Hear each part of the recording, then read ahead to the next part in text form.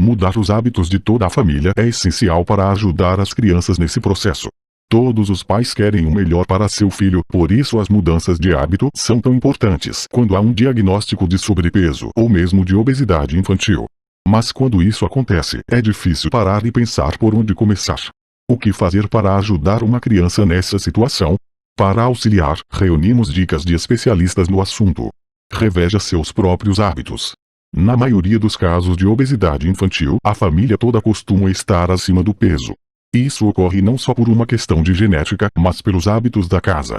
Portanto, antes de pensar em mudar a alimentação da criança, que tal implementar transformações na sua rotina primeiro? Tudo que os pais fazem serve de exemplo para os pequenos, por isso não basta só a criança começar a comer saudável enquanto os adultos continuam com os antigos hábitos. Portanto, embarque nessa jornada de hábitos saudáveis junto com seu filho. Controle a geladeira e a despensa. Não esqueça que uma criança nunca é responsável por suas escolhas. São os pais que compravam e preparam os alimentos, que orientam e conversam com as crianças e seus cuidadores sobre a mudança da rotina. Portanto, que tal dar espaço para mais alimentos saudáveis na sua casa? Essa é a base da reeducação alimentar das crianças. Elas precisam aprender ou reaprender o sabor dos alimentos sem tanta gordura, sódio ou açúcar. Experimente ter mais frutas e verduras à mão e deixe os salgadinhos e doces para oportunidades esporádicas.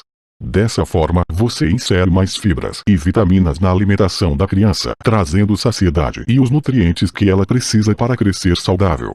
Os alimentos calóricos também podem ser ofertados, mas em quantidades menores e com menos frequência, sempre com a orientação de um nutricionista. Cortar esses itens de vez pode trazer mais frustração e menos aceitação para a criança. Coloque limites. Mudar os hábitos da casa de repente pode ser difícil para a criança inicialmente. Se ela foi acostumada com o chocolate, é pouco comum ela se contentar com a massa de imediato. No entanto, cabe aos pais colocar limites nessa situação. A criança não toma decisões baseadas em consequências para a sua saúde, não tem consciência dos riscos a longo prazo de uma alimentação ruim. Portanto, os pais devem entender que a responsabilidade pelas escolhas é deles e tentar não ceder às manhas. Se a criança faz birra, o importante é desestimular essa atitude. Não reforce este comportamento, por exemplo, deixando a criança sozinha no momento da birra e só conversando com ela quando parar. Estabeleça horários de refeições. Dentro dos limites explicados acima está a importância de criar horários para as refeições.